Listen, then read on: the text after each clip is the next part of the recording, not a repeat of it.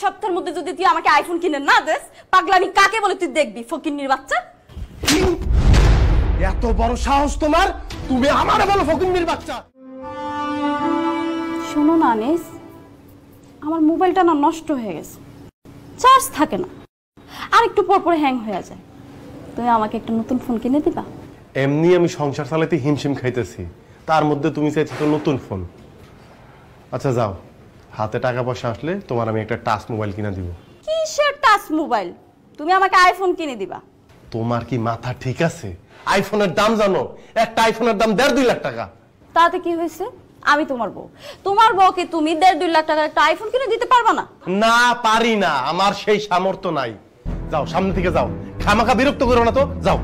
আমি কোথাও যাব না, আমি কোনো কথা বলে তোমার কাছে এখন বিরক্ত লাগে। তুমি কি জানো পাশের ভাবি ওনার জামাই ওনাকে 5টা শাড়ি কিনে দিছে, এক একটা শাড়ির দাম 12,000 টাকা, সাথে একটা আইফোনও কিনে দিছে। ভাবির জামাই যদি ভাবির এত কিছু কিনে দিতে পারে, তুমি কি আমাকে সামান্য একটা আইফোন কিনে দিতে পারবে না? এক কথা বারবার বলবো, আমি দিতে পারবো না, কারণ আমার কাছে টাকা নাই। টাকা না থাকলে টাকা ম্যানেজ করো। এমনি তো বিয়ের পর থেকে কিন্তু আমি তোমার কাছে কিছুই চাইনি। আগামী সপ্তাহের মধ্যে তুমি আমাকে একটা আইফোন দিবা। আমি আইফোন দিয়ে ছবি তুলে ফেসবুকে ছবি দিব, তারপর ভিডিও করে টিকটকে ভিডিও ছাড়বো। সোনিয়া, তুমি কি পাগল হয়ে গেছো? তুমি টিকটক করে ফেসবুকে ছাড়বে মানে? হ্যাঁ আমি পাগল হয়ে গেছি। আগামী 1 সপ্তাহের মধ্যে যদি তুই আমাকে আইফোন কিনে না দেস, পাগলামি কাকে বলে তুই দেখবি, ফকিন্নির বাচ্চা। এত বড় সাহস তোমার, তুমি আমারে বলো ফকিন্নির বাচ্চা? এই তুমি জানতা না আমি যে ফকিন্নির বাচ্চা? তাহলে ফকিন্নির বাচ্চার বিয়ে করছো কেন?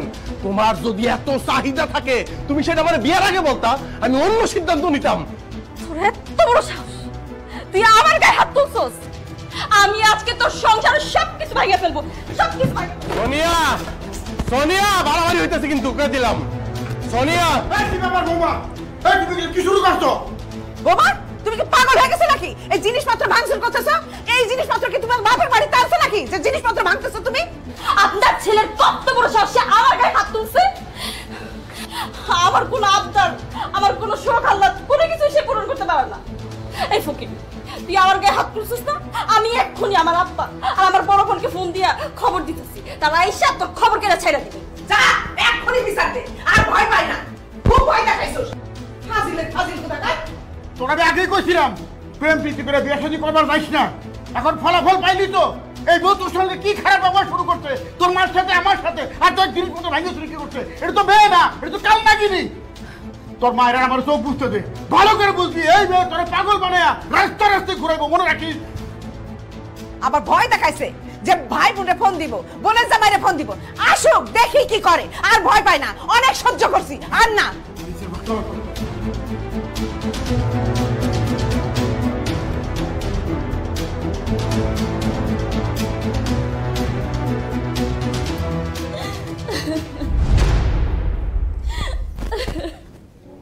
এই মেয়া, কান্নাকাটি বন্ধ কর।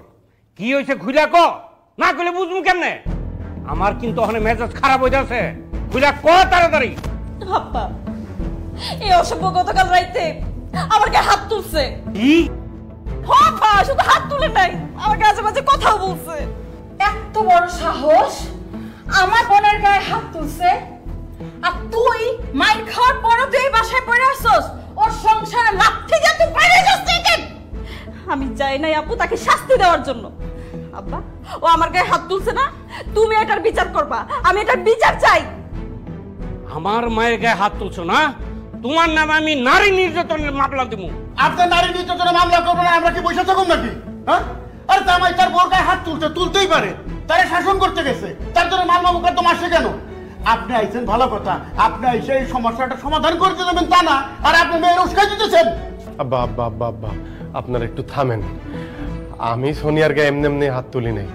আপনারা সোনিয়ারা জিজ্ঞাসা করেন সোনিয়া আমার সাথে কি ব্যবহার করছে। আমার বোনকে কেন জিজ্ঞেস করবে? হ্যাঁ, আমার বোনের কোনো দোষ থাকলে তুমি আমাদের কাছে বিচার দিতা, তুমি কেন ওর গায়ে হাত তুলবা? আর তুমি কি জানো না যে হচ্ছে কি নারীর গায়ে হাত তুলে কাপুরুষরা, আর তুমি তো একটা কাপুরুষ, এই জন্যই তো আমার বোনের গায়ে হাত তুলছো।